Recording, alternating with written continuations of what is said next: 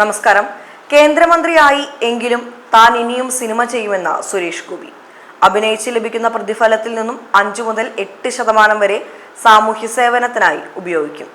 വ്യക്തികൾക്കായി ഇനി പണം നൽകില്ലെന്നും അദ്ദേഹം പറയുന്നു.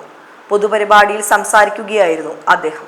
ഉദ്ഘാടനങ്ങൾക്ക് MP ആയിട്ടല്ല, മറിച്ച് സിനിമാ നടനായിട്ടാണ് വരിക. ഉദ്ഘാടനത്തിന് പണവും വാങ്ങും. തന്റെ സഹപ്രവർത്തകർ വാങ്ങുന്നത് പോലെ യോഗ്യമായ ശമ്പളം വാങ്ങിയേ താൻ മടങ്ങൂ. ഇങ്ങനെ ലഭിക്കുന്ന പണം ഒരിക്കലും സ്വന്തം കാര്യങ്ങൾക്കായി ചിലവഴിക്കുകയുമില്ല. ഇതെന്റെ ട്രസ്റ്റിനെ കൈമാറുമെന്നും സുരേഷ് ഗോപി കൂട്ടിച്ചേർത്തു. സിനിമയിലും തുടരും.